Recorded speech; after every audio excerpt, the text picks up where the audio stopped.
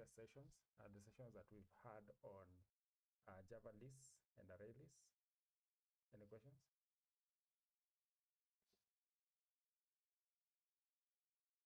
Okay, so if you have any questions about what we've covered previously, now feel free to ask. I'll be more than happy to assist.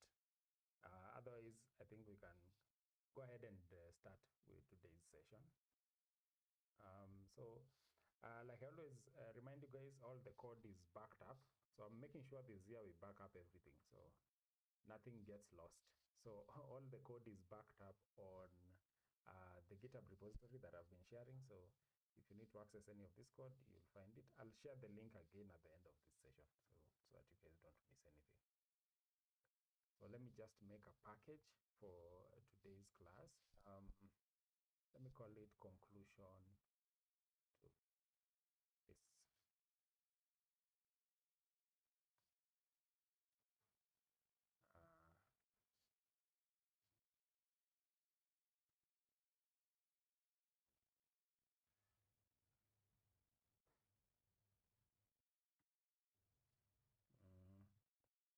Yeah, I was hearing some weird background noise.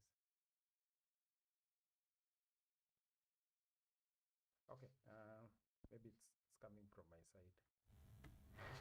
Otherwise, so I have the folder ready, and let's go ahead and do some coding. So I'll create a file here, and this file will have, I'll call it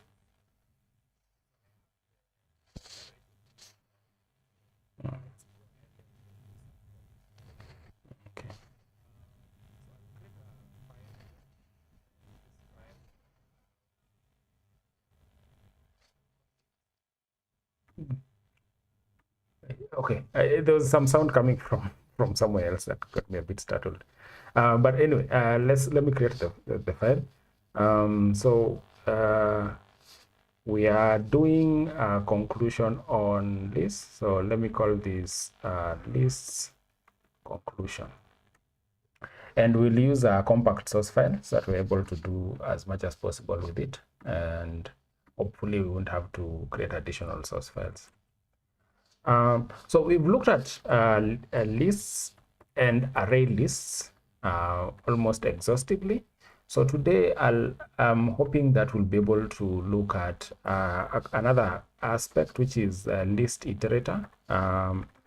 And we'll use that the lessons that we've gotten from implementing our own custom iterator to working with the ListIterator, and we're going to advance it into working with something called an internal for loop. And with this, we'll do some language level recap. We'll look at Java 8, some enhancements in Java 8 that we can take advantage of. And then we'll look at some enhancements in Java 9. So these are enhancements relating to lists and array lists. So we'll look at Java 8 enhancements and Java 9 enhancements. And then after that, we'll do an introduction of sets. Another thing I want us to brush over, we won't take too much time here, is a look at linked lists. So let's start. So we know that we can create a list like so by initializing the list and pointing it to a concrete type. So let's say this is our list is equals to new array list. So that can be a list, and we can add elements to that list. So you can add 1, you can add 2. And we learned that we can also remove elements from the list. So you can do remove and pass in the object you want to remove. But last time, the most unique thing we learned when we were covering functional programming is you can do remove if and pass a predicate, which is basically a functional interface. So you can pass something like a lambda here and say remove only if, so remove element only if element is greater than 1, for example. And we explored how to use this. So that allows you to pass in a conditional and you're able to remove the elements. I think this is the main thing that we covered in our previous session, the ability to remove by passing in a lambda. So that's lists. So the other data structure that is somewhat similar to a list is a linked list. And linked list is not too different from a list. Theoretically, the main difference between a list and a regular array list is that with a list, so with a list, you can only you can only store the actual elements and you can retrieve them by index. So like a list can have 1, 3, and 4, just like we saw with the previous example, and you can retrieve based on index. So 2 will be on index 0, 3 will be on index 2, and 5 will be on index 3. So you can retrieve by index. Linked list adds some extra functionality. So this is linked list. With the linked list, any element, for example, element 2 has 3 attributes. So every element will have 3 attributes. They'll have the actual value. So the actual value that you're storing, in this case, for example, 2 at that index. They'll have the previous, a pointer to the previous element. So it will know what element comes right before it. And they'll have a pointer to the next element. So it will know what is the next value after it. So you can imagine it as people lining up, but everybody in that line knows who is behind them and who is ahead of them. So that is the unique thing about a linked list.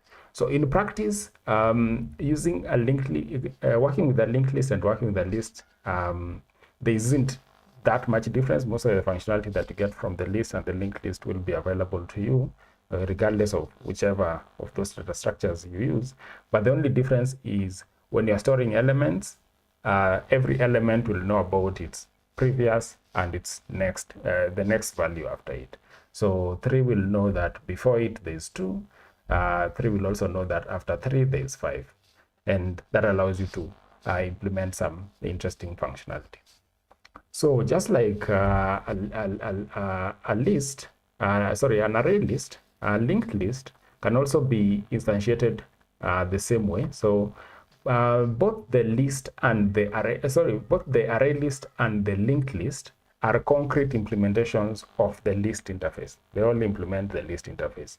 So the only difference is with the linked list, it's a different data structure in that every element knows about the previous and the next value. But with an array list, it's just a regular list where the elements are just arrays and you can retrieve by index. So to create a linked list, you can do list linked list here is equals to new. Let me call this my linked list. My linked list is equals to new linked list, and that will give you a linked list. The operation for adding elements to a linked list is also the same. You can just call add and add the value you want to add. So here we can add 1, you can add 2, you can add 3. So the same way you do with the array list is the same thing you'll do with a linked list. And you can go ahead and print the values in your linked list. So you can call my linked list, and if we run this, we'll see that the values that we passed in are stored. So we have 1, 2, 3. You can which other operation did we cover in this? A linked list is still a collection. So all the operations that we worked with when we were doing when we're implementing a custom collection using the collection interface are also available to you here. So you can call contains to check if this linked list contains number 2, and we can print the outcome of that like so.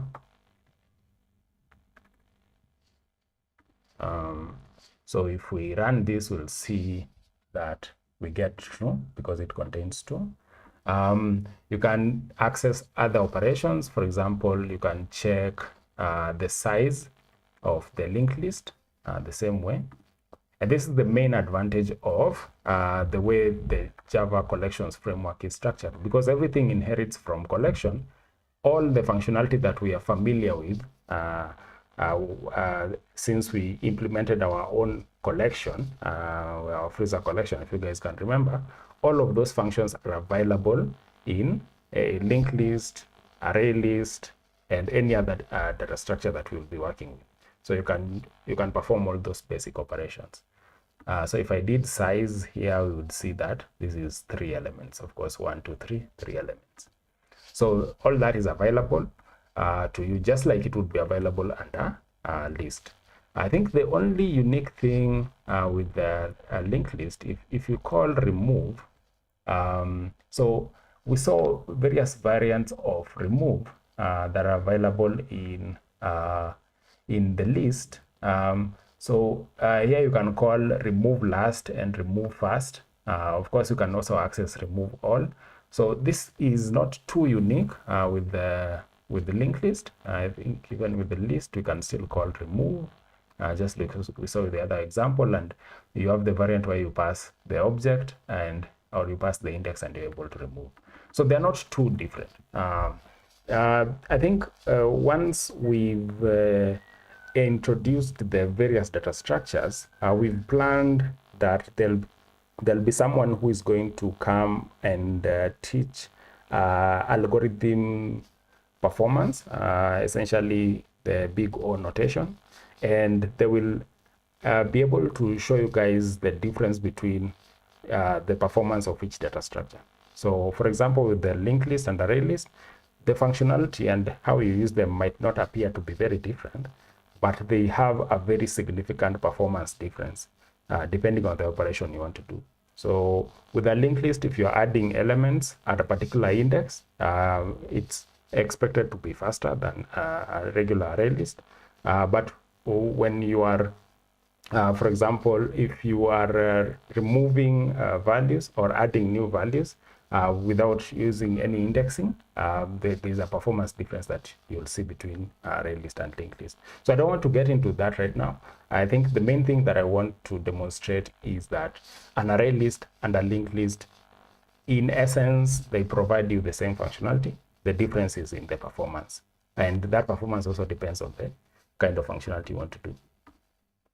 And as we saw in our introduction to this topic, majority of developers prefer to work with ArrayList because, of course, that performance difference, and also it's a more straightforward data structure to work with. Any questions on those two, ArrayList and list?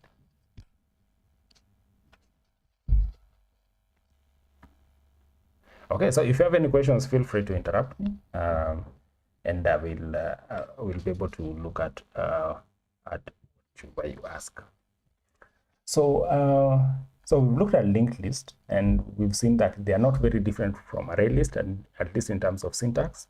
So let's look at ListIterator. And to look at ListIterator, we'll review how we are doing iteration at this time. So if you want to iterate this list, what we've been doing is we've been obtaining an iterator by calling List.iterator. And this has been giving us an iterator, and we can use this iterator to loop through the value. So we can call hasNext, and hasNext, of course, will check whether there's a value for us to loop through. And if there's a value, we'll get that value by calling iterator.next. So next will give us the actual value. And here we can print the value, or you can do some interesting operation with that value. So let me add some elements just to demonstrate this. So if we add 1 and we add 2, perhaps we add 3. So we've added 3 elements to this list, and then we've obtained an iterator. So let's see what happens when we loop through that. So you'll see we get 1, 2, 3. So it's able to loop through all the elements in the list and print out the value. So this is a regular iterator. There's another iterator that we can use. It's called a ListIterator. So The way you obtain the list iterator is pretty much the same way. So like this will be my list iterator. You just call iterator.listIterator, and that will give you a list iterator. The way you work with a list iterator is pretty much the same. You can call my list iterator.hasNext, and you can obtain the value by calling my list iterator.next, which will give us the actual value. And of course, we can go ahead and print the value. So I'll say this is from ListIterator, and we can print out the value. So if we run this, we'll get somewhat the same. Yes, I will get the same output with the iterator and the list iterator. So these things seem to be doing the same thing. So what is the difference?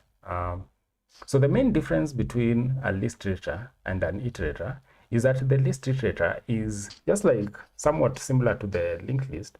The list iterator is aware of its previous and next value. So with a list iterator, you can go backwards. You can go in reverse. But with a regular iterator, you cannot go in reverse. The main reason for that is with an iterator, with a regular iterator, we have this hasNext and we have next. So hasNext has the sole responsibility of checking whether we have a value. We have a next value to loop through, and next is meant to retrieve that next value. But with a list iterator, you have functionality for obtaining. Of course, you get the usual hasNext, you get next, but also you get a way to get the previous value. So that ability to go in reverse is what is most interesting about a list iterator. And even if we look at the implementation, so of course this is list iterator, I just used shorthand. So that's the list iterator we're using. So if you go to the implementation code, you'll see that the list iterator implements the iterator interface. Of course, it's using generics, but it implements the iterator interface. It extends from the iterator interface, and this iterator interface brings in the hasNext and next function, the ones we are used to, because we remember in the previous sessions we actually implemented our own iterator, and we were able to see how these functions are implemented. But the next thing that you get from a list iterator that is not present in a regular iterator is this hasPrevious function. So hasPrevious, as you can imagine, checks whether there is an element behind us in our iteration order. At the index we are in, is there another element that we can go back to? Somewhat the same way as hasNext. hasNext checks whether there is an element ahead of us. As we iterate, we can see whether there's a value ahead. hasPrevious checks whether there's a value behind us. And previous, the same way next is able to retrieve that next value, previous is able to retrieve that previous value. So once you do hasNext, and hasNext indicates that there's actually a value behind, you can now call previous and retrieve the value. So there's also next index, which is able to tell you which, so instead of just telling you there's a value ahead, you can also see that you can also retrieve the actual index of that next value. And of course, previous index also does somewhat the same thing. So this has additional functionality that we normally did not get with the regular iterator. So let's try to use some of that. So just like hasNext, we can do hasPrevious, and hasPrevious will take us back. So of course, if we begin our iteration with hasPrevious, we expect that we won't be able to print any value here. But what you can do is you can move the iterator ahead by calling next. So by calling next, this will automatically give us the first value, and we can actually store that first value here. And since we have the first value, we know that the row, if you imagine this to be like a table, we've already moved from row 1 and now we are in row 2. before we begin to check has previous. So we expect in this case has previous should give us a value. So let's work with the case where we don't call next. So we just do has previous, and then here instead of next we'll just call previous to get this previous value, and I'll just print that previous value here, previous value. So let's see what we get with that.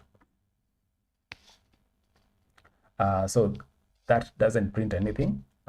This 1, 2, 3 is from this iteration, which I think I should comment out. So if we run this, we'll see that we won't be able to print anything. But what if we move the iterator one step ahead by calling next? So basically what we're doing is we're going forward, and then we are checking whether we can go back, and then we are actually going back for it. So let's see how that works out. So you can see previous value is 1. So previous value is 1 because we moved from 1 to 2 before iterating by calling next. And we can actually print that here just to be sure. First value is this first value. So if we run this, we'll see that.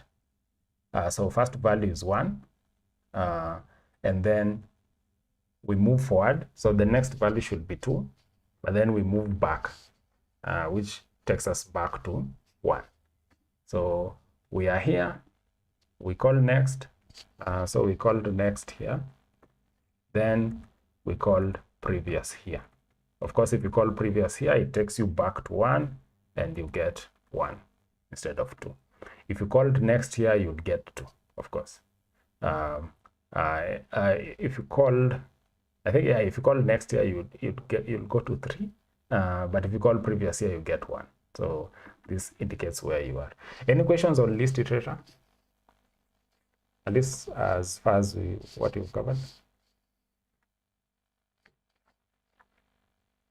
Okay, looks like I'm preaching to the choir. So that is how the list iterator works. The difference between a list iterator and a previous iterator and the other plain iterator that we work with is with a list iterator, you can go back. With a regular iterator, you can only move forward.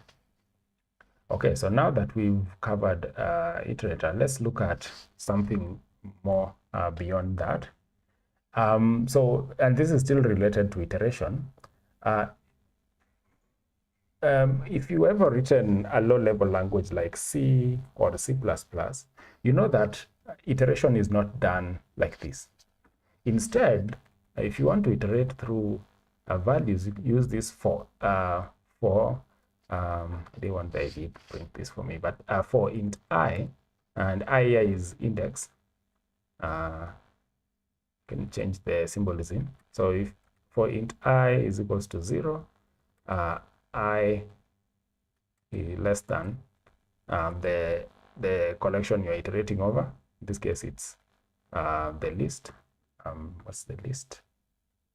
This list. So list.length or size, and then we do I plus plus. And then that will go through all the elements in the index they are in. And in here, we can do list at this index. And we should be able to retrieve the value. So I'm still treating this like an array. Instead, we'll need to call get and then pass in the index, which is similar to what I did, except with the list, you call get. With an array, you just point to the index. So this will allow us to iterate through the values, and we can print it in a way that is clear here. You can say this is index idx, and value is that value. And if we run that, so it's still conflicting with some of the stuff we did up here. So again, I'll comment them. And if we run it now, so we see index 0, value 1, index 1, value 2, index 2, value 3.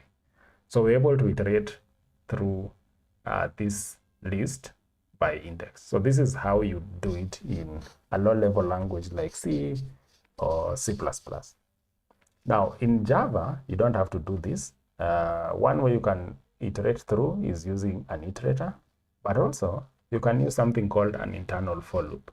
So internal for loop, all you need to say is for each integer, let's call it integer, I'll write in, but we are going to change the syntax a little bit. So anytime you see this full colon, what we are doing, what this means is just that it's a prefix, it's a replacement for in. What we're generally doing is for each integer in this list, and the way we indicate in is using the full colon. Then do the iteration. So this will go through every integer in this list, and at every index starting from the top to the bottom, it will cast it to this value and assign it to this integer variable, and then you can use it inside this scope. So just like we're able to use IDX here, we can use this integer inside the scope, and you can do print line and value is integer. And now if we print that, let me comment out this one. If we run that, we'll see that we're able to get values 1, values 2, values 3. So we can iterate without caring about the index. Although with a list, like we discussed earlier, lists use insertion order, so we can have an idea of what would be printed. In our case, it is 1, 2, 3. We don't get 3, 2, 1 or 2, 3, 1 or something like that. The values are printed in insertion order. So we're able to see the values, and we don't have to use an index to iterate over them. So this is an enhanced for loop. Some people call it an internal for loop.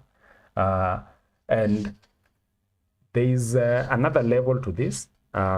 Going back to the lambdas and functional programming session we had last time, you can utilize that and call forEach on the list itself. So you can say list.forEach, and here you'll pass a lambda.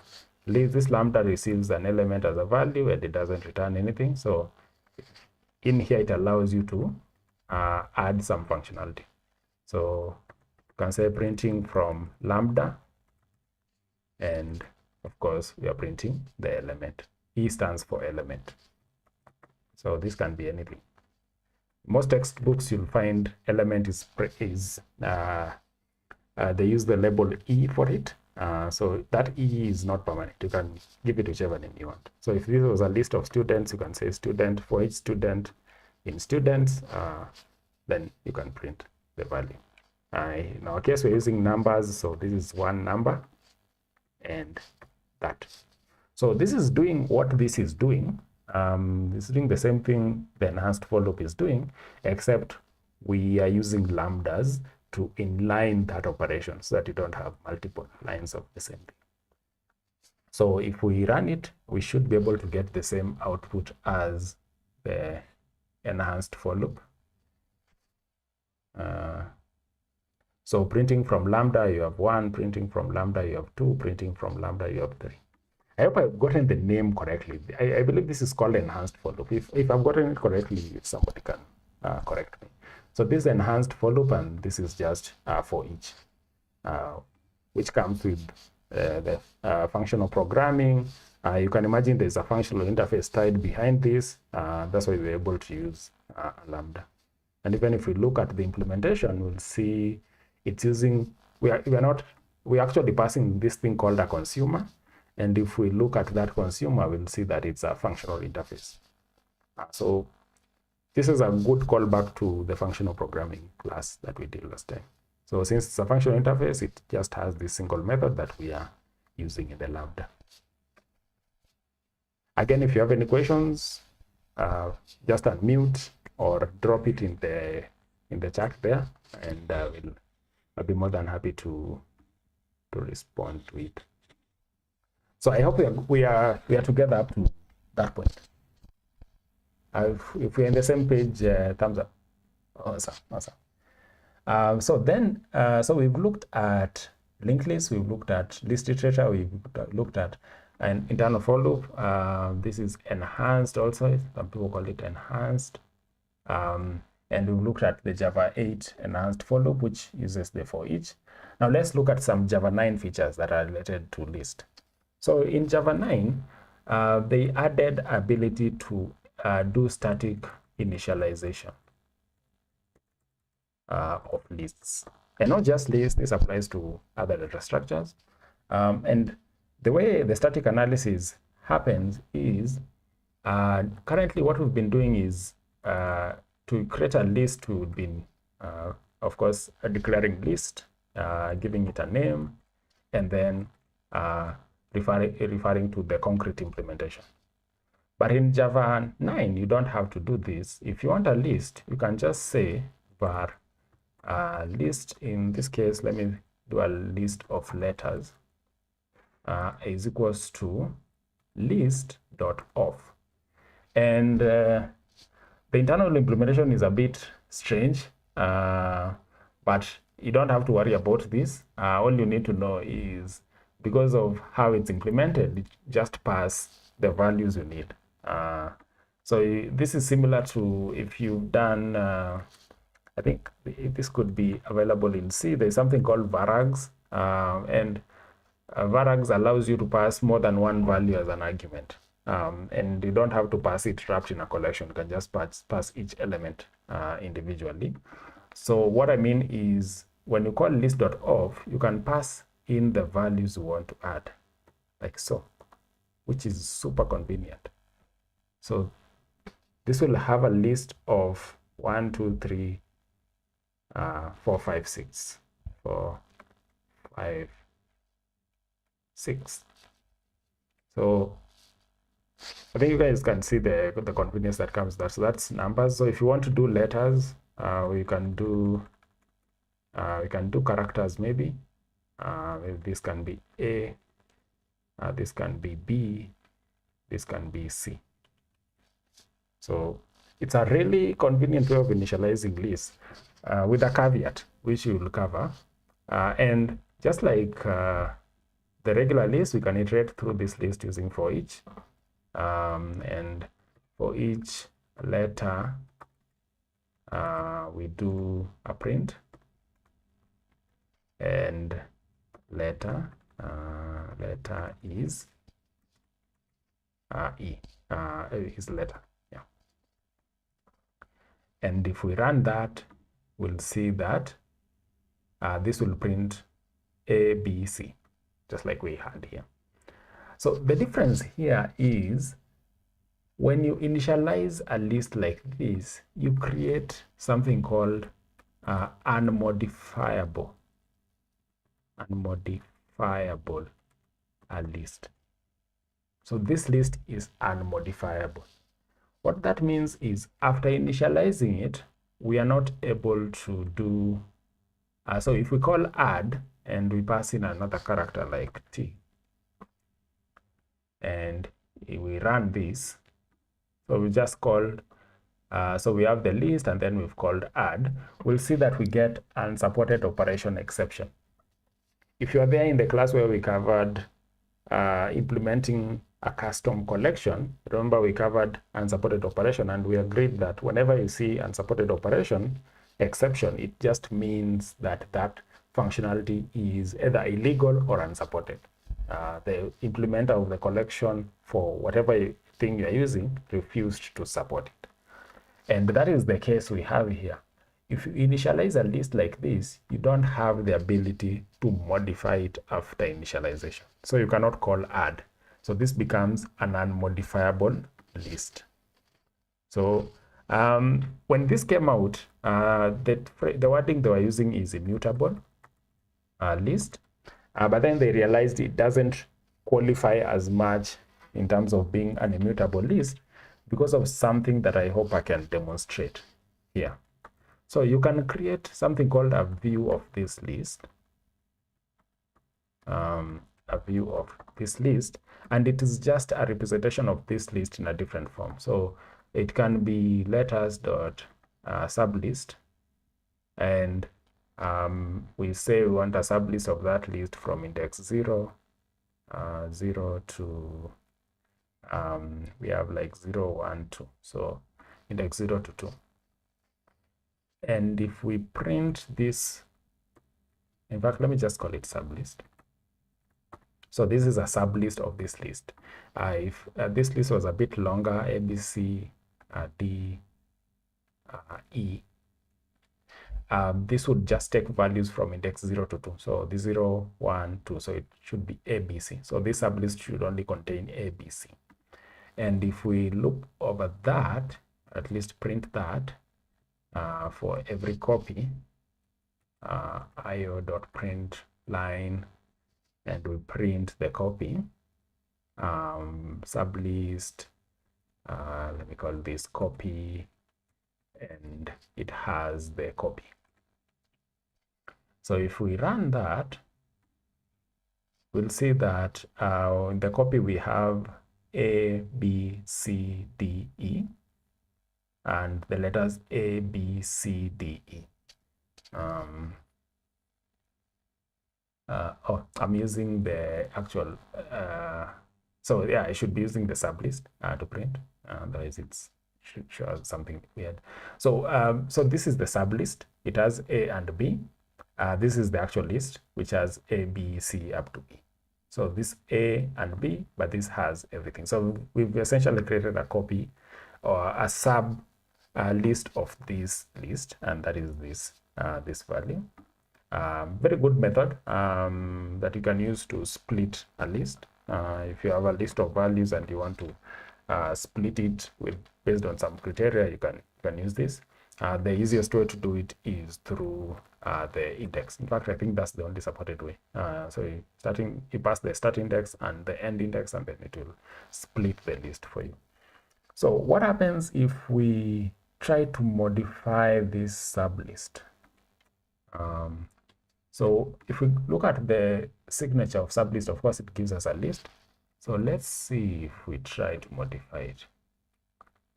So in the sublist, after creating the sublist, I call add, and I add a character like J.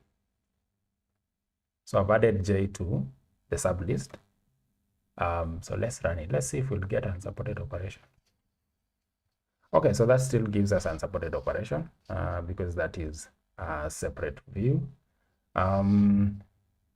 Yeah, I don't think I'll be able to demonstrate this, but there's a way you can write this so that you're able to modify a copy of this list, and that modified copy will change the value from the original list. So because it's using pass by reference, if you can have another list that's pointing to this letters list, you might actually be able to change the values in it.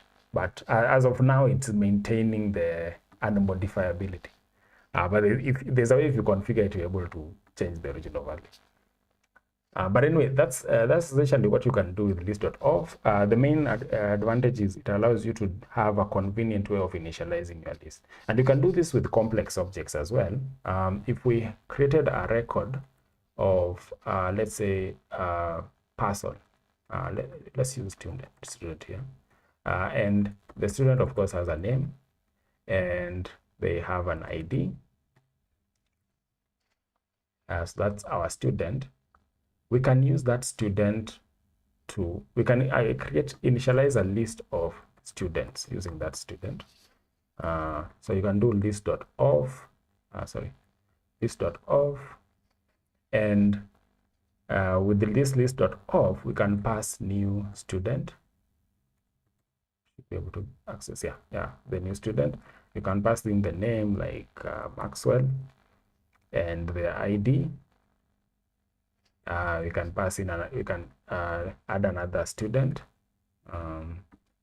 with a different name.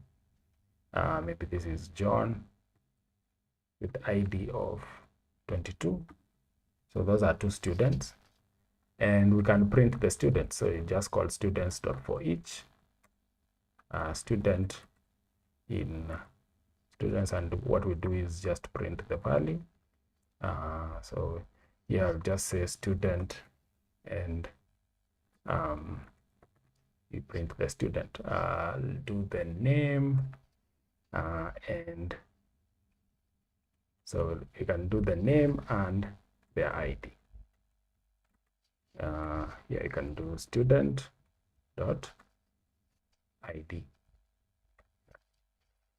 and if we run that, we should be able to print the students. Oh, I still have that that line, so I need to get rid of this. I notice that that doesn't give you a compile time check. So anytime you initialize a list with the list.of, make sure that you don't try to modify the list, because at compile time, the compiler won't be able to tell you that you are making a mistake. So just be aware of that. So we can see we have our two students, Maxwell ID 323, John ID 22. So you can use this to even initialize complex objects. So it's very convenient if you want to do some quick initialization. If you want a list that you can modify, of course, use the method that we've been using all along, which is you declare the list that you want to create, and then you either use ArrayList here to initialize it, or you can go ahead and use a linked list. So you can say list of strings maybe, and it has words is equals to new linked list. So if you want it to be modifiable, you initialize it like this. If you want it to be permanent or immutable, you initialize it like this. So the other advantage of having an unmodifiable list is you can use it to ensure that your callers don't modify the list that you pass to them. So let's do an experiment here by creating a function. Let's create a function, and what this function does is it logs students. So its job is to log students, and it receives a list of students, students, and all it does is it just logs the values. In fact, I can copy this.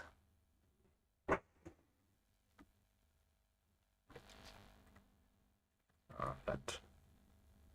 let's put this to the test a little bit. So it gets all the students and it logs them. In fact, I should have copied this whole line to save us time. And the only difference I'll make is a bit of formatting. So what it does is this log students function, it receives a list of students and it logs their name and their ID. And instead of doing this, we can call this log students function and pass it a list of students. And if we run that, we should be able to see it does the same thing that we did. Now, what if we tried, remember this is in a function which might be in some other part of your code.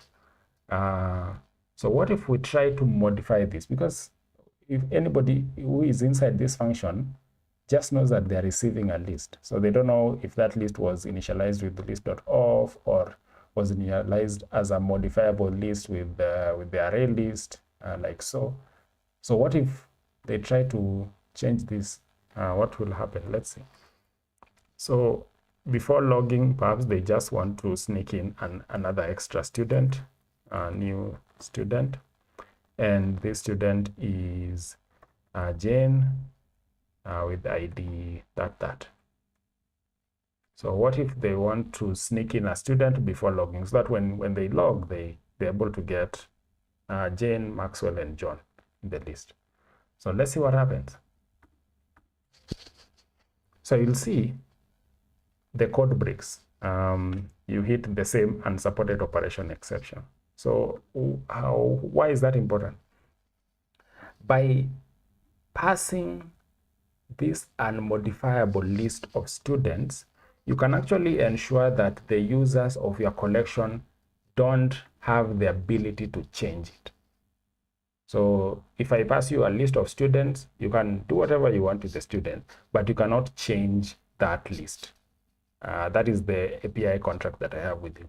And if you attempt to change that list, the program crashes. So this can be a way you can design your APIs by ensuring that when you pass values to the callers of your API or your functions, the values you pass to them, the ones you don't want them to modify, they won't be able to modify it.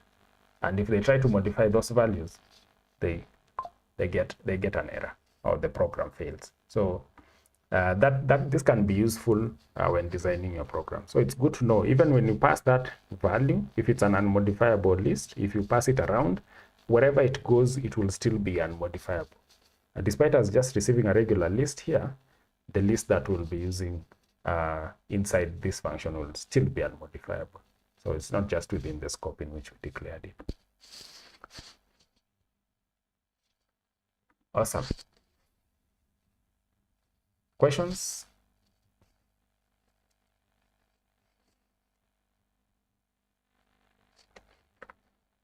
Okay, so let's move forward. So we've looked at List.of, we've looked at ListIterator, we've also looked at forEach. So now let's dive deep into sets. So I'll create a new file here. This was supposed to go here. So so now we are checking out sets. I will label it sets class, and I'll create a new compact Java file. We'll call that sets introduction. So let's check out sets. So unlike lists, which we have been looking at, whether array lists or linked lists, sets have very unique characteristics in that they allow you to create a collection of unique values. Let's recap a feature of lists here. We learned that apart from obeying insertion order, lists allow you to have duplicate values. So if we add a list of names is equals to new array list. So if you have this list of names, in fact, now that we've learned about Java 9, let's get fancy with this and do list.of. So if you add a list of names, and the names we have is John, the most generic names, Jane, Mary. No offense to anybody named Jane or Mary. And so we have John, Jane, and Mary. So in this list, we can still have a duplicate of names. So we can still have Mary, we can still have another John, we can still have another Jane. You can still have Jane. And if we print this list of names, correctly label it list of names. If we print that, we'll see that we're able to see we have John, Jane, Mary, Mary again, John, then John again, then Jane again. So you can have duplicating values. But with the set, that ability is removed. In a set, you must have only unique values. So all the values must be unique. So let's try and do the same thing we did with the names list. A few things that we need to know about sets, just like list. Remember, list is an interface, which means you have to have a concrete implementation to use them. Set is also an interface. of course extends collection interface, but it's also an interface, which means there is a concrete implementation that you have to have. So when it comes to list, the concrete implementation we have is ArrayList, we have linked list.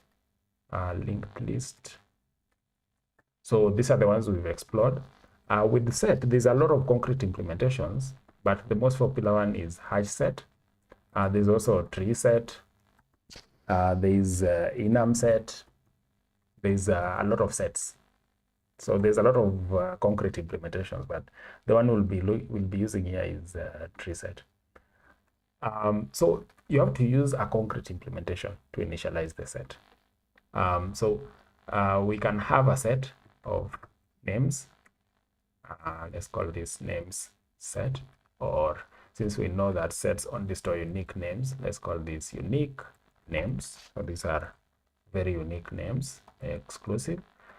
So just like we used ArrayList, you can initialize that with the new HashSet, and you can add elements just like we did with the list. Most of the functions are available. Remember, again, Java collection framework.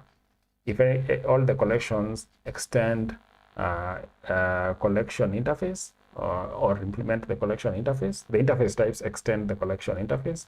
The concrete types implement that collection interface, which means everything declared in collection is available to us regardless of which collection we're using. So add is available, contains is available, remove is available. So all those functions we're exploring are available. The only difference is when the collection is specialized, you'll find some additional unique functions are added. So unique names, and let's add some unique names. So let's have Wayne, maybe. Let's have Jaden. Let's have Mila. So those are the names that we have.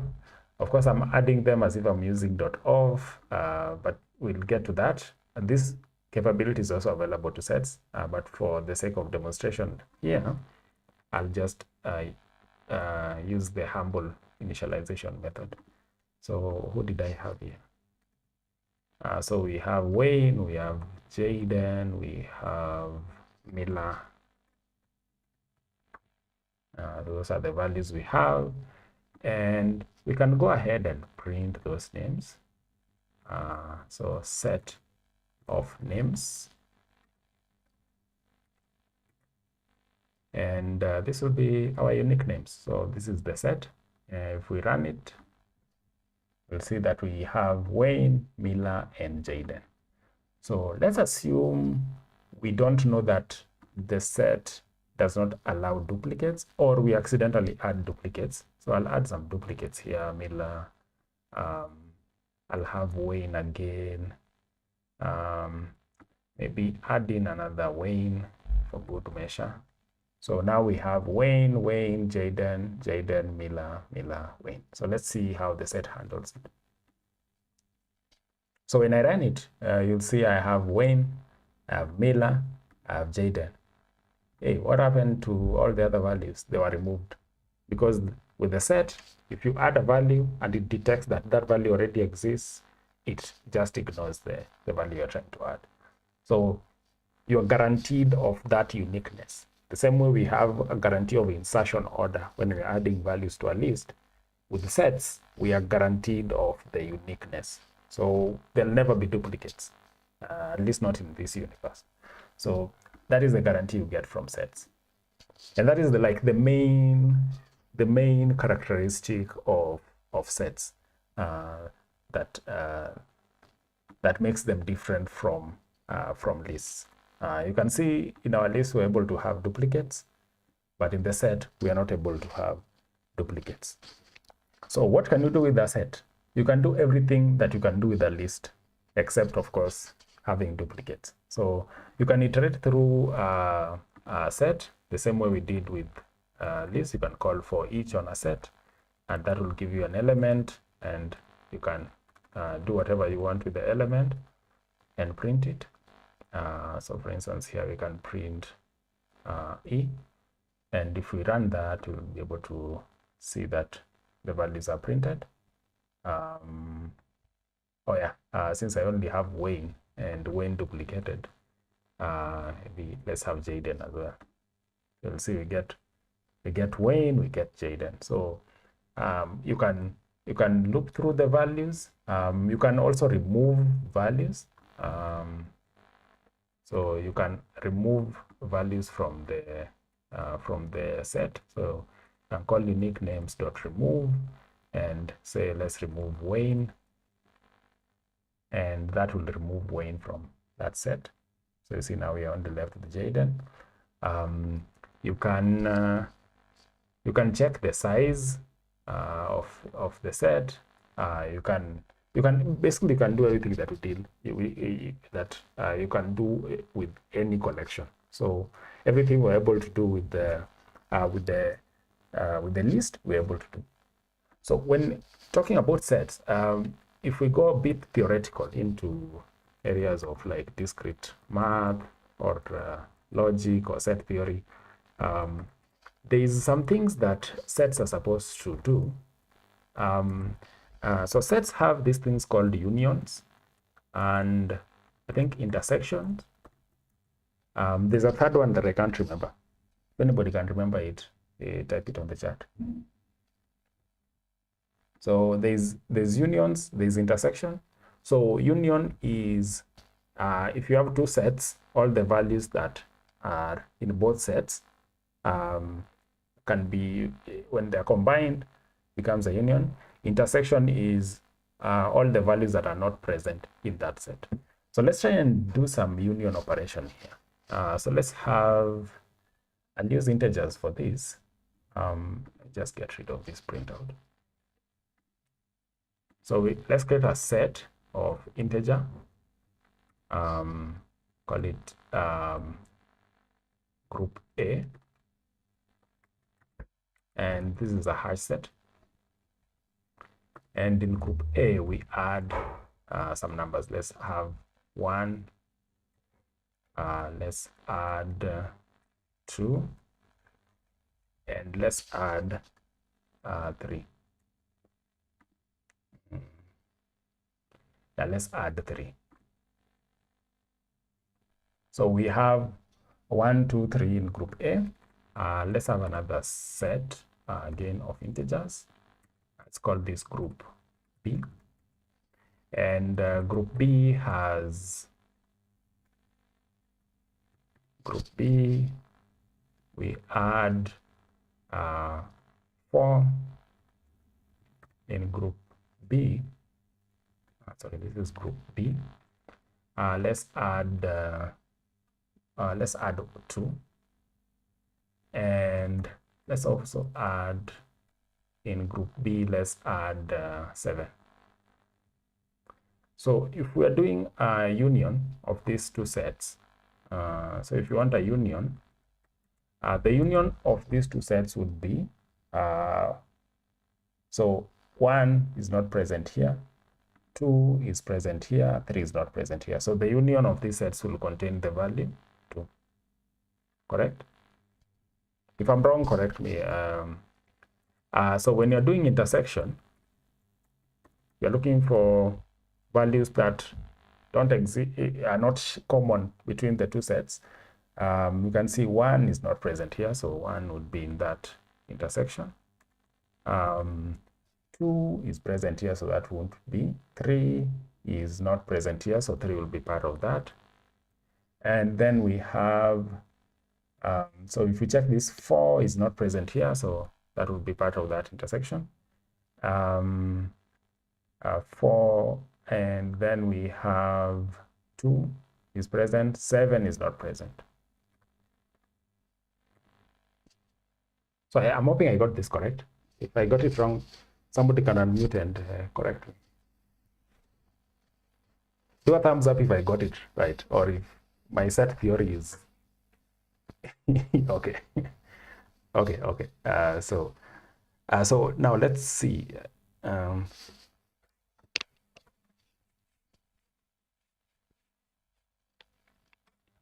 So let's try and do a union. So if we were to only find the values that are are common between, sorry, I'm getting some interference. So if we were to get values that are only unique to this,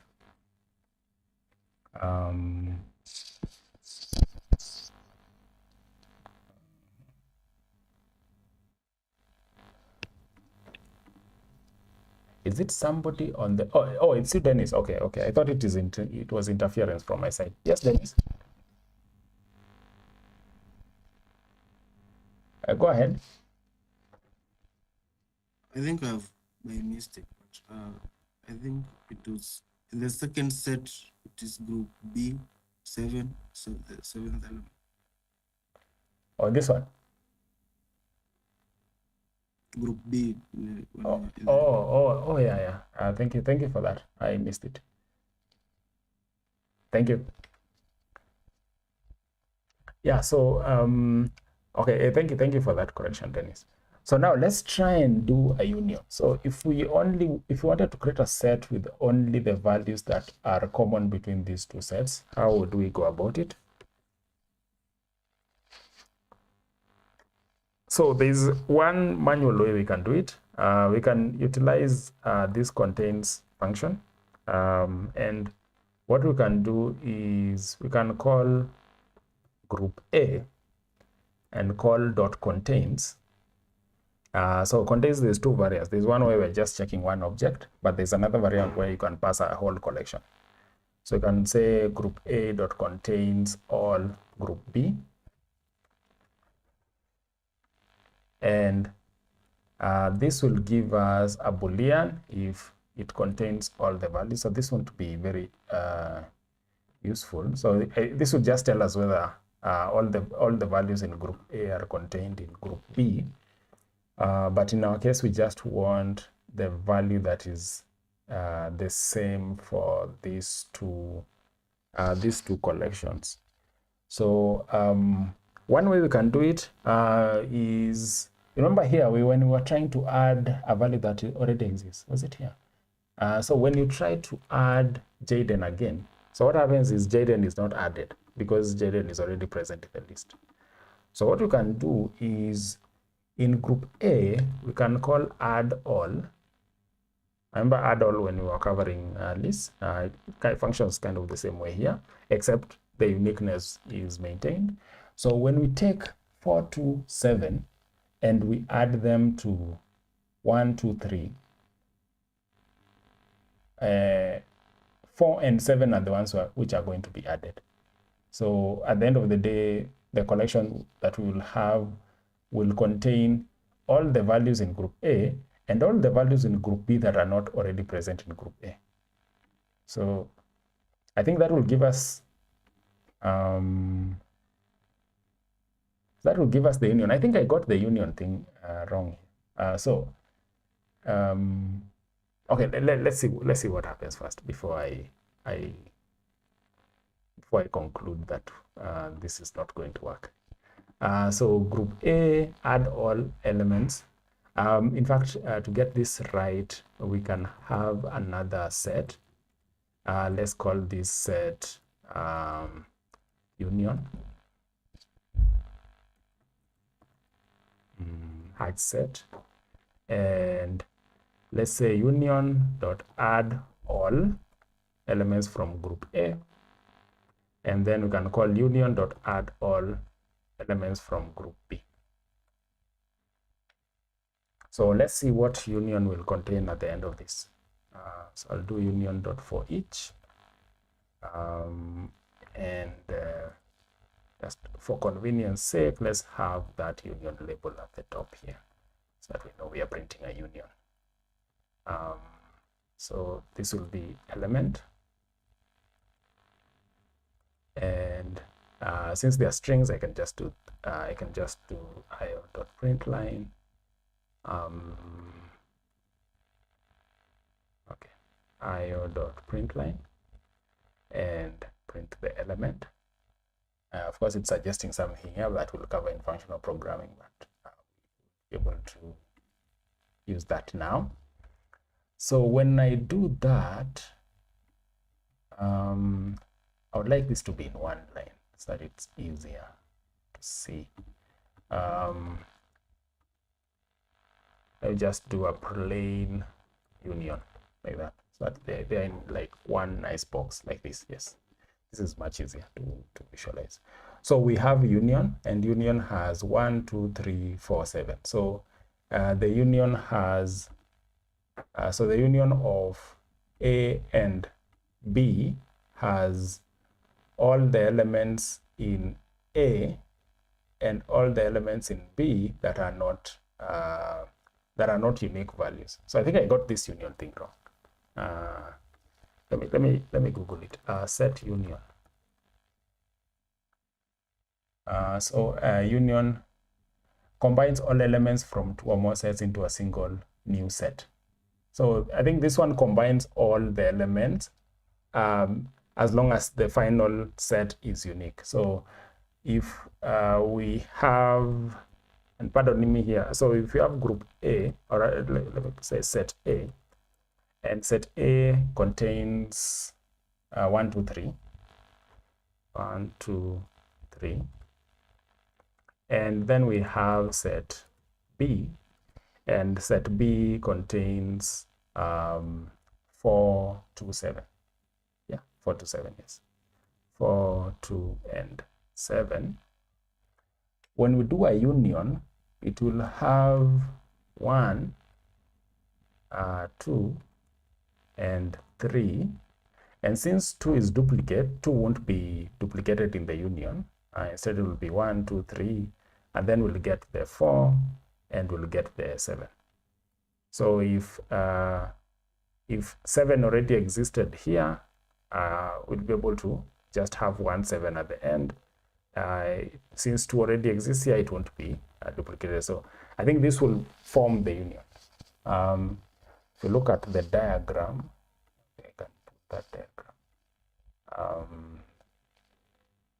Union. Should add a better. Okay, so union. Okay, actually, union is, I was right the first time. So union is the values that are shared between the sets. So this will be the union. So in fact, union should be, so union here will be 2. So the values that are shared between them. Let's see what this other one is. I think that might be intersection. Let me see. So this just covers union. Let's look at intersection.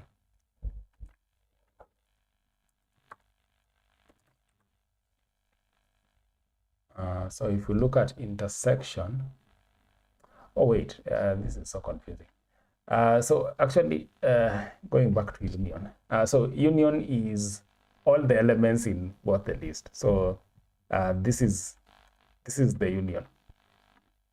So it's all the elements in both of the sets. Then intersection is now what I was referring to with the 2. So if you look at intersection, so intersection is only the element that is shared between this set and this set. So the intersection. So the intersection here is, in fact, so intersection is only the elements that are shared here. Correct? Intersection. Yeah, so like if we have 1, 2, 3, then intersection 2, 3, 4. So we end up with 2, 3 because 2, 3 are the only ones that are shared here. So the intersection here would be 2. Then the union, going back to the other one. So the union, let's see an example. Union. Okay, they don't have a similar example like the one we used. So if you have A, which has 1, 3, 5, 7, and B, which has 2, 3, just zoom in a bit. If you have A, which has 1, 3, 5, 7, and B, which has 1, 2, 4, 6, 7, then A union B will be 1, it will be 2, 3, of course, 4, 5, 6 and 7. So it will have all the elements that are contained between the two sets. So this will be the union. So this is union, and intersection is only the element that is shared between the two sets. So what we are creating here when we say add all, this is intersection, not union. So that is the intersection set that's shared between the two. And if we print it, but let's try and print it the way we have it here. So let's say we have group A, and group A is group A, and we have our group B, let's say B, and B is group B. So union, so this is intersection. So intersection equals this intersection set.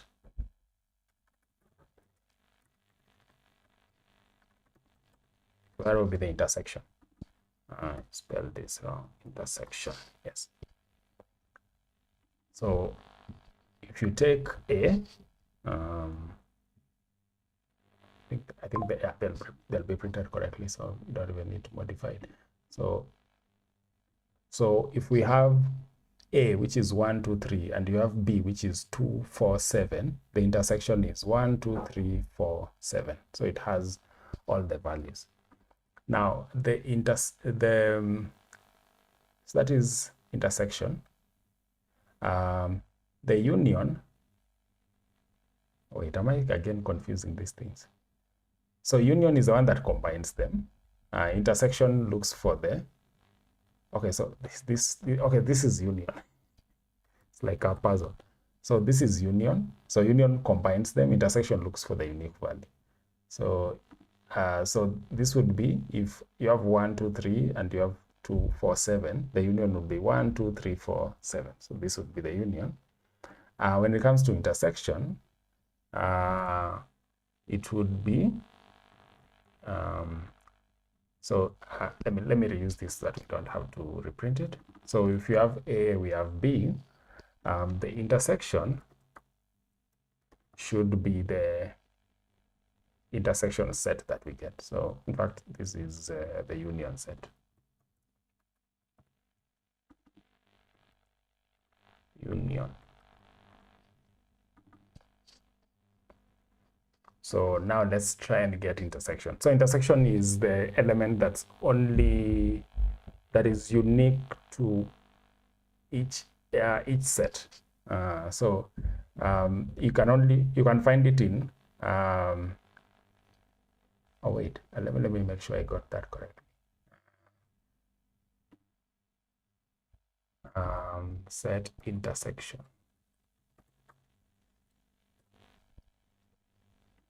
So if we have 1, 2, 3, and then intersection with 2, 3, 4, the intersection will be 2, 3. So it's the values that are present in both sets, not all the values from both sets combined. So this is values that are present in both sets. So now let's see how we can obtain that. So there's this function that's available in collections. I hope it will help us. And the function is called retain all. I'm hoping it will help us achieve the effect that we are trying to achieve. And if we call group A dot retain all, let's look at its documentation. So what does retain all do? So with retain all, so retains only the elements in this set that are contained in the specified collection. So it's actually able to check if the elements in the set we are passing in is contained in that set, then it will retain it as a value. I think otherwise it will be removed. So it retains only elements in this set that are contained in the specified collection. In other words, removes from the set all of its elements that are not contained in the specified collection. So I think this will help us achieve the thing. So now we can have our intersection set. So we can have a set here, integer, and call it intersection is equals to new HashSet. And so we can call group A dot retain all group B, and so that will modify that that group A. Perhaps we can call it on the set itself. Maybe we can call it on the set.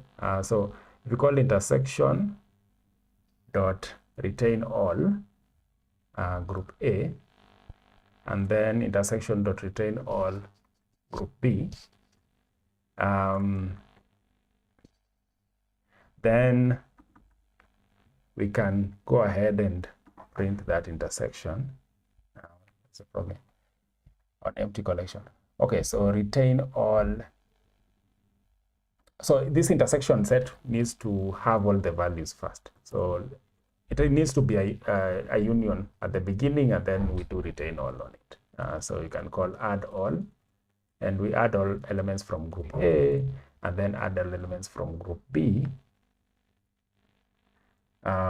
So before we call retain, then if I'm correct about this. So we add all the elements that we have, and then we call retain all. I don't know how effective that will be. I think we might need to begin with a single list. Okay, let's try this strategy first. Let's see if we get the intersection. Let's see what we get anyways. So I'll just run it. So we see we have 1, 2, 3, and then we have 2, 4, 7. Our union is that. We have 1, 2, 3, we have 2, 4, 7, intersection is 2. So actually it gave us the effect that we were hoping for. So we would get the union and intersection. Just curious, what if we did add all of them at the beginning? Okay, we still get the same effect. So you can add all of them or add at least one. I think you need to have at least one before you can call retain. But you can see the purpose of retain all. It will go in and check whether that element we are trying to add is unique to that set. If it is unique to that set, it is not added. If it is common between the set we are trying to add and the set that we are adding to, then the value is retained. So for this operation to exist, you must already have as a union set. Essentially, what we are using for it is a union set, because if we're adding all the elements, this will be a union set before we call retain all on it to make it an intersection. Okay, that was an interesting experiment. So you can do set operations, as you can see. There's a third set operation that I can't remember. Yeah, it's called difference. So there's this set operation called difference that you can also do, except it's a bit more complicated. I don't know if I still have you guys. Yes, Lois, we are kind of doing discrete math. Even me, I'd forgotten a bit of discrete math here, so it has become a bit puzzling. Yeah, but we've done union, we've done intersection. Let's see what this difference is. So if we go to sets difference, we have a nice simple example like the other one. And there isn't even a Wikipedia for it. Wikipedia. Yeah, set difference, yes. Oh, okay. So relative complement, I don't know now if relative complement is actually the set difference. Okay, but yeah, I think it goes into some comparison here. So if I can read this, I think this relative complement is the set difference. So if A and B are sets, then the relative complement of A in B, also termed the set difference, yes, of B and A, is the set of elements in B but not in A. Yes. So the elements that are in B but are not present in A, that will becomes the difference between A and B. And I think it can also be in reverse, the elements in A that are not present in B. So that is the operation. It's denoted with this B slash A is equals to X, all numbers in X, such that X does not have the relationship with A. So the element X is not in A. So that is a value. So I think what that means is, in fact, there's a clear example here. So we have 1, 2, 3. The difference between this set and this set is 1, because 1 is only available in this set but is not available in this set. The difference between this set and this set is 4, because 4 is available in this set but is not available in this other set. So I wonder how we can achieve that here. In essence, what we'll be looking for is, for instance, if we are comparing B to A, the difference will be, so 4 is not available here, so 4 would qualify, 2 is available, and then 7 is not available in this. So if you're comparing B to A, the difference would be 4, 7. So using the add all and retain all functions, I wonder how, maybe a remove all function would give us that effect. Any suggestions how we can get a set difference?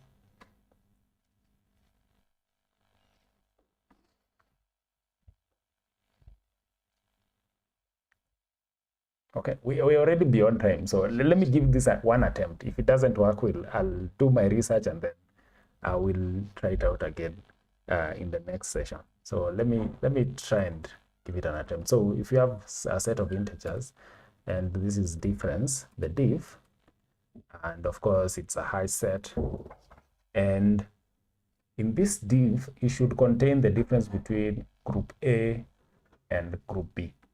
So I'm going to attempt to subtract group B from group A. So which function can help us here? So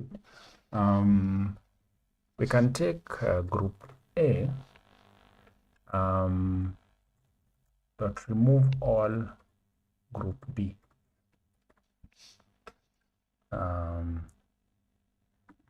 And since this removal function doesn't give us the value, we can start by populating the difference with group A. And then now when we do the removal, we can do the removal on the diff itself. So we can add to group A, and then after we added, we call group A dot remove all group B. So it should remove all the values in group A that are present in group B. So the way we are subtracting, so we have group A, then we have group B. So we are subtracting group B from group A, I believe. Let me just print that out, see what we get. So group A, and this is diff, and then we do diff. So that's the diff set. I'm already seeing the IDE doesn't like what I'm doing here, but I'll just go ahead and run it, just see what we get. So group A is 1, 2, 3. Group B is 2, 4, 7. The difference is 1 and 3. 1 is not here, 3 is not here. Yeah. So this gives us the difference. So we have union, we have difference, and we have intersection, and we have difference. So this is set operations. I don't think there's a fourth set operation. If there is, I'm not aware of it. So it's unions, intersections, and difference. And this becomes very important if you are like writing applications and you want a super optimized way of, for instance, finding students who have a unique grade, finding students who share the grade. So if you have 100 students who have B plain, you have 1,000 students who have A, you have 700 students who have C. You can use these set operations to create unique collections that contain only students, all the students that share the same grade without looking at whether it's A, B, or C. So interesting stuff, and this can become useful, very useful when you're writing your own software applications.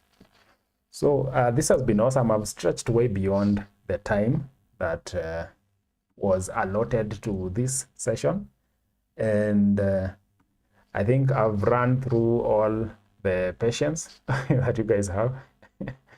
And maybe the only thing I can ask is if there are any questions before we close it. Recap, we've done List.of, we've done ListIterator, we've done we've looked at Java 8 forEach, we've looked at Java 9, List.of, and like I mentioned, the same way in Java 9, you can use List.of, you can also use Set.of. So I can create a set here. Let me call it set X. You can do Set.of and just pass in the values you want to pass. So if it contains numbers, you can just do that. And of course, it will enforce uniqueness and yeah. In fact, I think this will automatically throw an exception. Yes? Yes, Dennis? I was requesting if you could like briefly do a small recap on the difference. Like you have added the set A, then removed set B.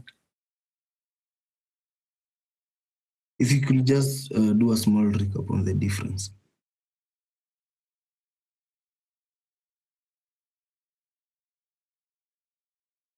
So let me do a recap on this, but you guys see this. So just know that the same way you can do List.of, you can do Set.of and any other collection. So you don't have to always initialize with the new asset, except if you do that, it's immutable. So if somebody tries to modify it, your program will crash. So you should be prepared for that. Okay, so let's recap this. So we have two sets here. We have set A and we have set B. Now, set A has the elements 1, 2, 3. Set B has elements 4, 2, 7. And if we print those two sets, just comment this out before. So if we print these two sets, so if we can do io.println to print the first set, and call this, of course, set A. And we have set B. So maybe I should have called them set A, set B. It would have already been nice. So if we print them, we have set A, 1, 2, 3, set B, 2, 3, 4. Now, when you are doing set theory, there's 3 operations you can do.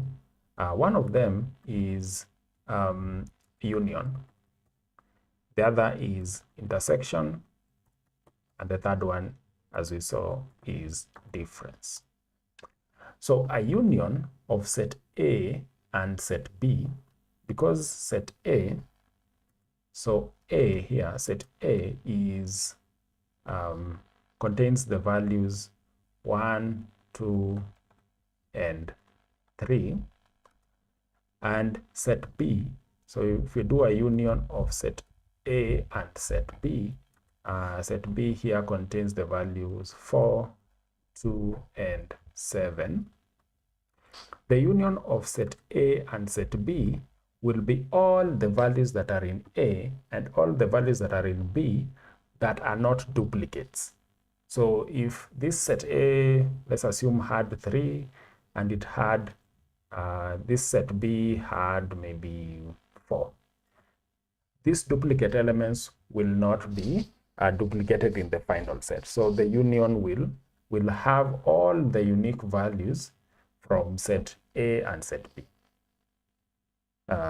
So let me just print it out. So that will be 1, 2, 3, 4 and 7. So it will have 1, 2, 3, 4, and 7 because 2 is already on this set. So this will be the union of set A and set B. When it comes to intersection, so let's see how we achieve the union first. So the way we achieve the union is we can take, so what we're looking for is a combination of this. So since we know if you try to add an element in a set that is already contained in that set, the element will be skipped. It won't be added because the set will enforce uniqueness. All the elements in the set have to be unique. We can utilize that to achieve this union theory. So we can get a set here, and we call this set union. And of course, we can initialize it with HashSet. And what we can do with this set is we can say union dot add all elements from group A. So it will add all the values from group A. And now when we call union dot add all elements from group B, while adding the elements from group B, it will ensure that there are no duplicates while adding it. So if group B, like I showed earlier, contained 3 again or contained 2 again, it won't be repeated. In a regular list, that would be repeated, but it won't be repeated. But at the end of the day, for all the unique values in both sets, they'll be available in the union set.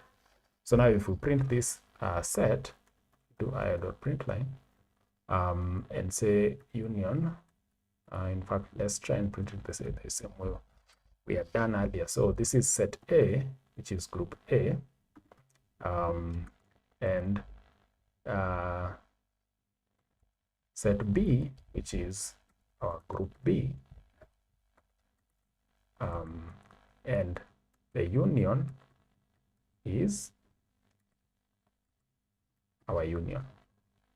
So if we print that, we will see that we get, so our set A has 1, 2, 3, set B has 2, 4, 7. So if we do a union of 1, 2, 3, and 2, 4, 7, we get 1, 2, 3, 4, 7. So 1, 2, 3, 4, 7. So 2 is not repeated, although it's present on both sets. So that's how we get union. Now, when it comes to intersection, you can create a set. So first of all, let's define what intersection is. So we have these two sets.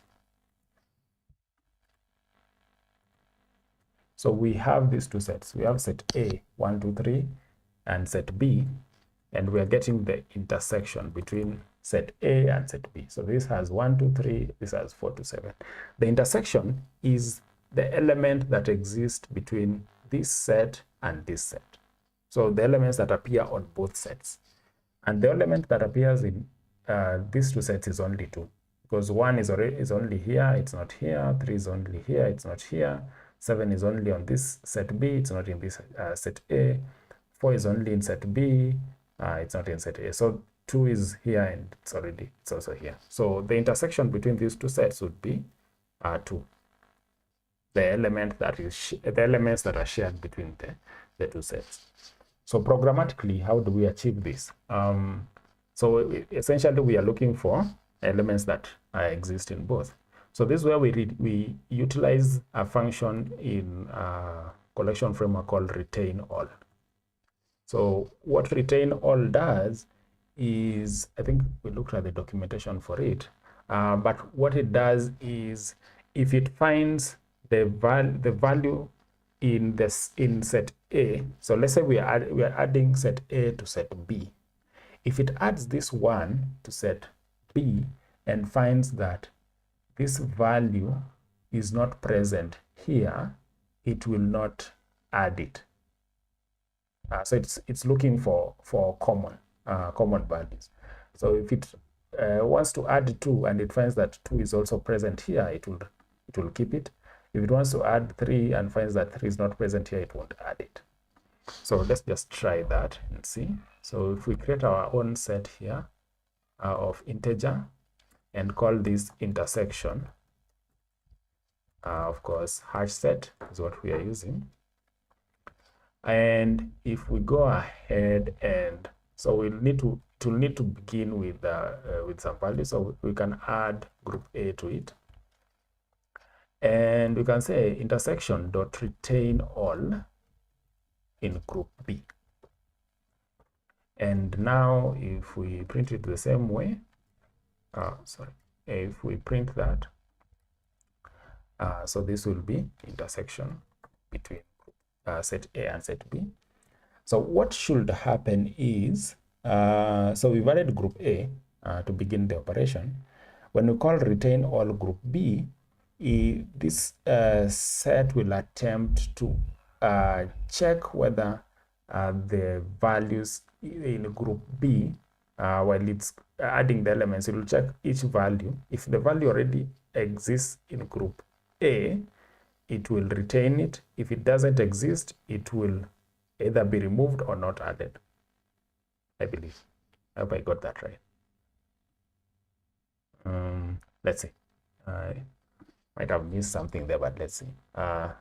Okay, so union, still printing intersection. So yeah, so this should be intersection. So let me scroll to it so that we see it even as we do it. So we'll see that 1, 2, 3, 2, 4, 7. When you do this retain all operation, which is taking these values and attempting to add only the common values from this and this, it will find only 2 is common between them, and that will form our intersection value. I hope that's correct. Yeah, so intersection only contains 2. So I think Dennis was more concerned with difference. So let's see if we can get difference.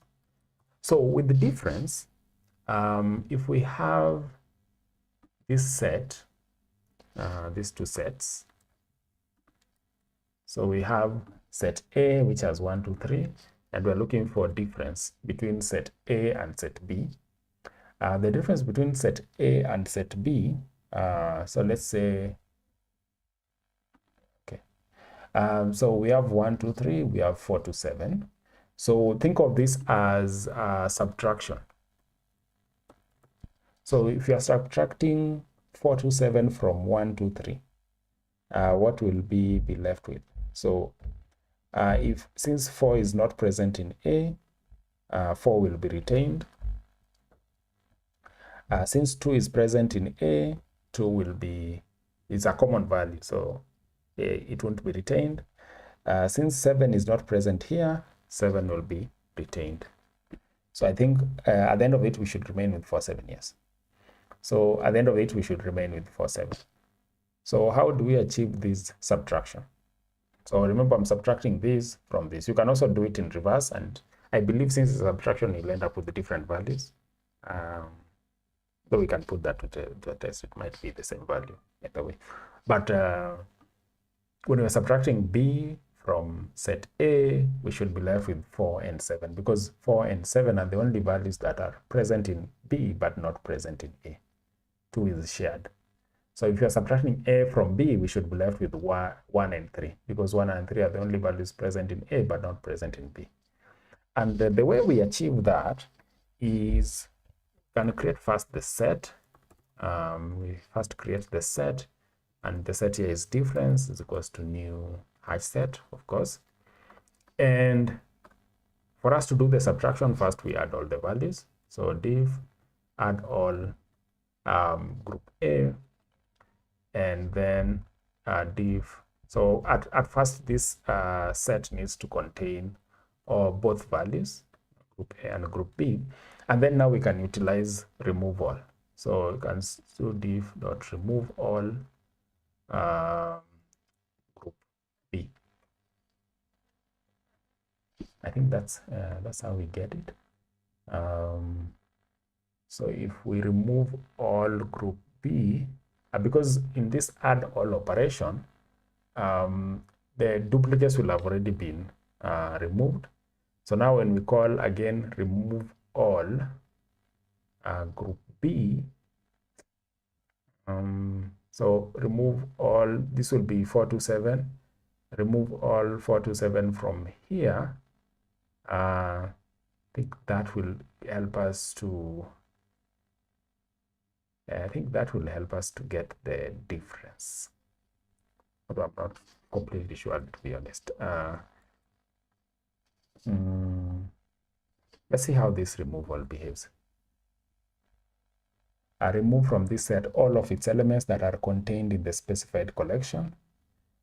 If the specified collection is also a set, this operation effectively modifies this set so that its value is the asymmetric set difference. In fact, actually it's the documentation of the two sets. So since it will check that it's a set, we might not need to add group B first. So we can just take group B and subtract it, or remove it from group A. If this was a list, this would be a normal removal operation, but since it's a set, it's going to do a subtract operation instead. So it will do a set subtraction. It will not do a regular remove. That's why it was confusing me a bit. So it will not do a regular remove, instead it's going to attempt to do a set subtraction. And now if we run it, so this is div, and that should be the div set. If we run that, we'll see, so set A as 1, 2, 3, set B as 2, 4, 7. The difference is 1 and 3. So it has subtracted, okay, this has worked in reverse. let me see what I added first. So I added group A and then I subtracted group B. So if we add group A, then we subtract group B, we get 1, 3, because 1 and 3 are the only values that are not present in group B. But also we can do a reverse. If we add group B and we subtract group A, I think we should get the reverse, which is 1, 4, if I'm not wrong. Okay, so this still gives me 1, 3.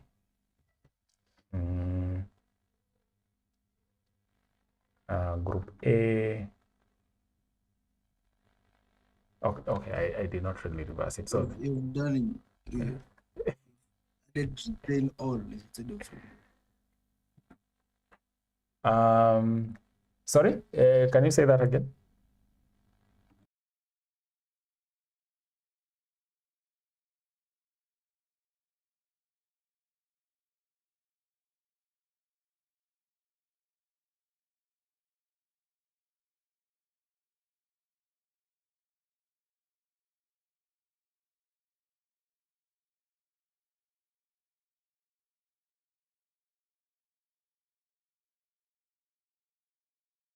Let's see, because that's what it's. Difference is what was challenging to me. Yeah, even me, it's a bit puzzling. So let's see. So yeah, so now if we start with group B, so if we take group B and we subtract group A from group B, we end up with 4 and 7, because 4 is in group B but it's not in group A, and 7 is in group B and it's not in group A. But if we start with group A and we subtract it from group B, in fact, let's have those as separate operations. So let's have this one as group A, then we subtract group B, and I'll try and, oh wait, I'm changing this thing in the wrong place. Okay, so I should be changing it here. So in fact, let me try and write it in a way that, so A minus, because we are doing a subtraction, minus A minus B, then the difference. And here we start with A.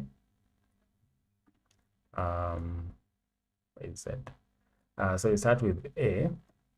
This is group A. And we subtract group A from group B. So A minus B. And then let's do a different one where we do the opposite. Let's do, I'll call this div2, and div2 there. So let's take B minus A. or the opposite. And this is B, this is A.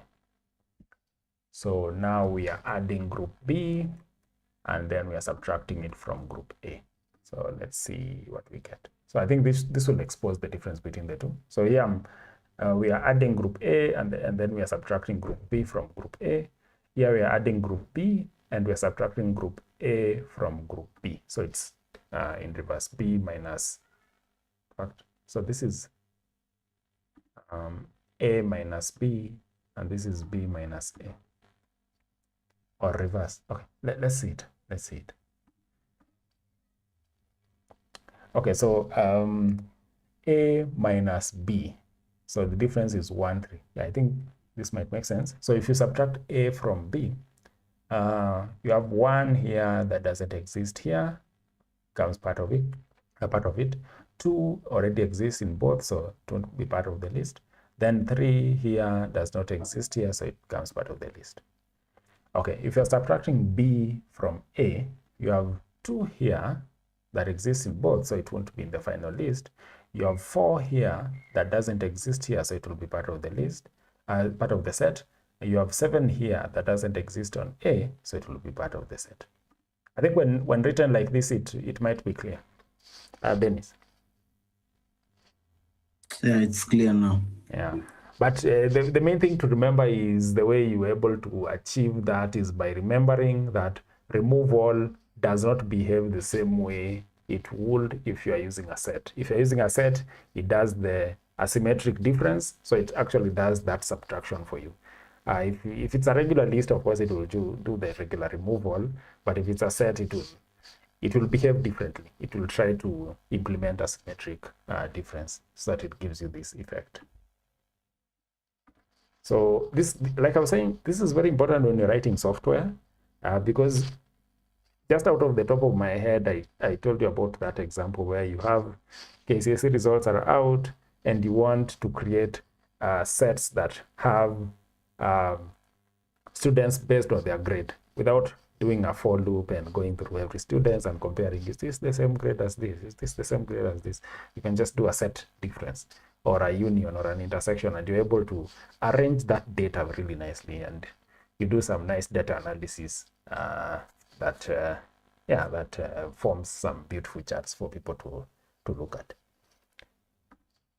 Okay, so this has been awesome. Any more comments or questions regarding sets or the stuff that we covered? Let's see if there is a message. Solo is saying removal maybe. Yeah, it turns out removal actually solved at least that part. There's a part where we were able to solve with removal. Yes. Thank you for the, in fact, the difference. Thank you for the suggestion. So it solves the difference issue. No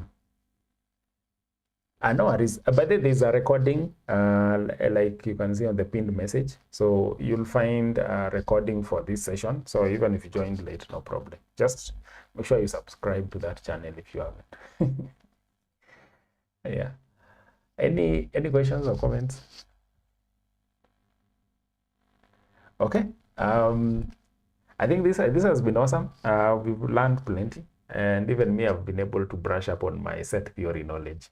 So it was really good to learn some more set theory. So of course, we are still not done with collections. Since we were able to do sets, next session, we should be on Thursday, we will look at maps, which are to some degree more interesting collections, but give or take somewhat more interesting than sets. Because of what you can do with maps. So we'll look at maps on Thursday, and I think maps will conclude our exploration of Java collections and open the door to explore other things in future sessions. So thank you so much for joining, and the source code will be available on my GitHub. Let me share the GitHub, although I'll comment and push later. So the source code will be available here. If you go to KenyaJag JBE, you'll find today's session source code and all the previous session source code all of it will be available there. So now let me wish you guys a wonderful night, and see you on the next session. Bye bye.